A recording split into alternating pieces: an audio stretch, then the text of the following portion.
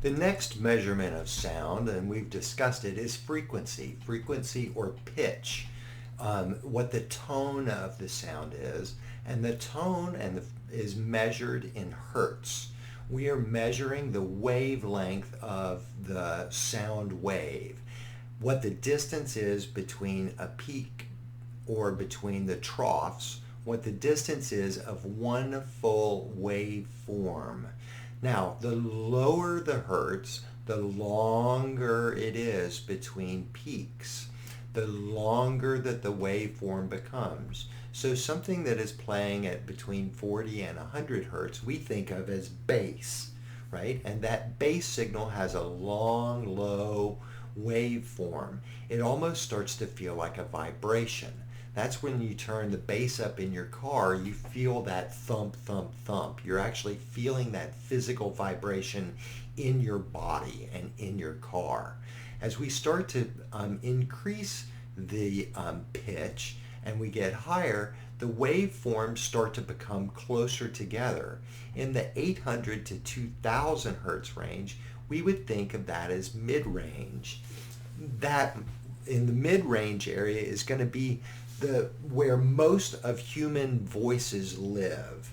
Most human voice lives in that 800 to 2000 range. Now, obviously, some can go lower and most can go higher, but normal conversation lives in that 800 to 2000 hertz. As we go up, now we start to get into things that we think of as treble. And in a treble, you may think about the high pitches that come from a piano on the upper register, a flute or a piccolo at its higher register, even cymbal crashes. Cymbal crashes might move even higher than that, and you can see that our waveform gets even closer together. Let's take a look. I'm going to bounce a slide ahead. So humans can generally, healthy humans can hear from 20 hertz to 20,000 hertz. That's our natural hearing range. And now not everyone can hear that low or that high. It depends on how well your ears are and how old you are and how much energy has been spent in your cochlea. Whales can hear lower than that and a little higher than that. They use hearing for communication in water. Bats can go incredibly high. They can hear much higher. And then there's ultrasound. Ultrasound is used to create medical imagery of pregnancy so that you can get an image of the baby and to make sure that the position, you can actually create an image using sound. Right? So here's the breakdown kind of based on a keyboard. Keyboard goes down to, in the upper 20 hertz at its lowest end, up to about 8,000 hertz in its upper end. And you can see the range for male and female speech here. A trombone and a bass are lower than work in a lower register than a violin and a flute. And this is just a little breakdown here of the various, the kind of hertz that you might hear. Okay, so now I'm going to back up and let's play a few hertz. Let's go look at this tone generator. If you're listening on a headphone, I encourage you to turn your volume down a little bit as I play until I play this tone, and then you can turn it back up to where it's comfortable to listen to. I know that I will be playing some tones that are uncomfortable to listen to, so just stand by your volume control. And here we go at 440 hertz. 440 hertz. Let's lower it. Hear that the wavelength is getting longer and our perceived pitch is getting lower. And we move down to where it starts to become a vibration. And my sound friends might recognize 60 hertz, a 60 hertz hum, even lower. And at some point, either your device that you're listening to or your ears are no longer able to reproduce this sound. You can no longer hear this sound, either due to limitations of your headphone or your ears. Let's move back up. Let's go back to 440. Let's start to go up.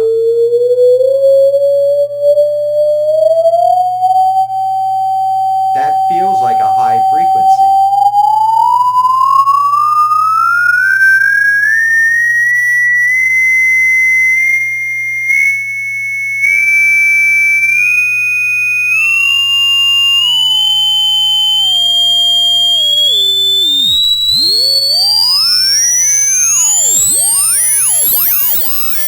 Now, you can play with that on your own, and I know that those tones start to become painful, right?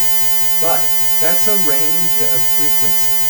And again, at the high end, right now I guess we're probably at the top of this tone generator.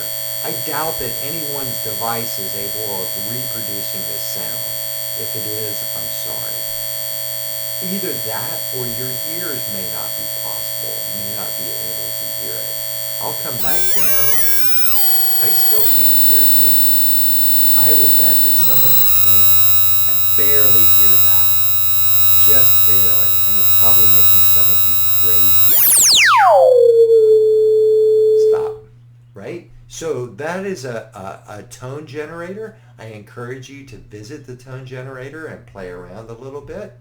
And let's get back into our slide. Right? So that's frequencies. These are our common frequencies, and we spoke about them. Let's talk a little bit about your car stereo. So your car stereo has a bass and treble adjustment, right, as well as volume. By turning the bass knob up, you're increasing those low frequencies and therefore increasing the thump, thump, thump that's in the car. And by turning the treble up, you're increasing the tss, tss, tss, and the cymbal and the high frequencies that you're listening to. Turning the treble up sometimes provides clarity. Turning the bass up gives you that low thump, thump, thump that everybody likes. Now, you may or may not have ever seen a graph that looks like this on some piece of audio equipment somewhere, maybe even in your car. And this is a graph of the volume of individual frequencies. As we move across the bottom of the graph are the individual frequencies. And when we reach the K designation, that stands for 1,000. So at 1K, that's 1,000 hertz.